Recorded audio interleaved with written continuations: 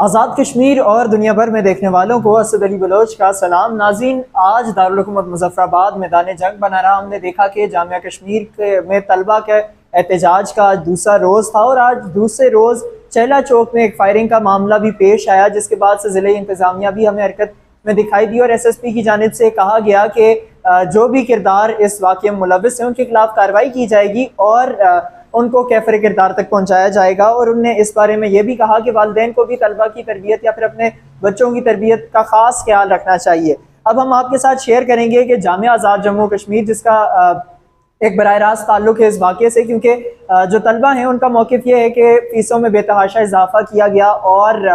جو بسز ہیں وہ ناکافی ہیں، ٹرانسپورٹ سہولیات اسٹوڈنٹس کے لیے ناکافی ہیں، اس کے خلاف یہ احتجاج کیا جا رہا تھا۔ اور جب اس احتجاج نے ایک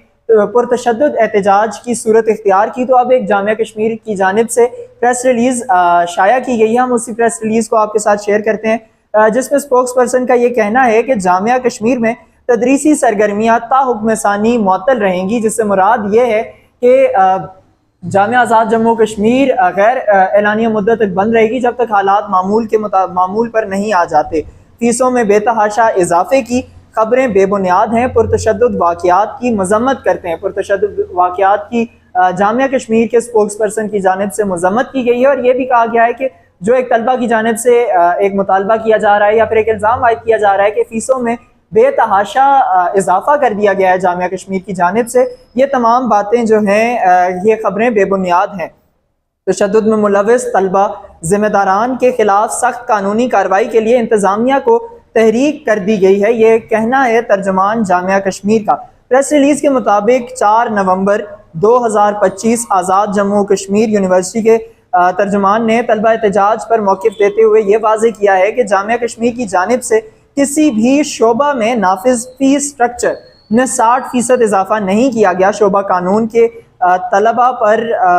60% اضافی فیسیں لاگو کرنے کی تمام خبریں من گھڑت اور بے بنیاد ہیں۔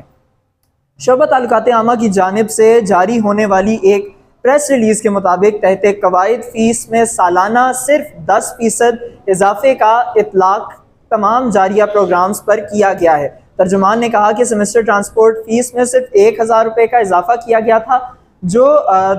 تابع توثیق اکیڈمک کونسل اور سینڈیکیٹ اور آمدہ سیمسٹر سے نافذ ہونا تھا کو بھی فی الفور واپس لے لیا گیا ہے۔ احتجاجی عمل کے دوران پرتشدد واقعات کی شدید الفاظ میں مذمت کی گئی ہے سپوکس پرسن جامعہ کشمیر کی جانب سے، اور ایک مطالبہ ابھی جو تمام طلبہ احتجاج کر رہے تھے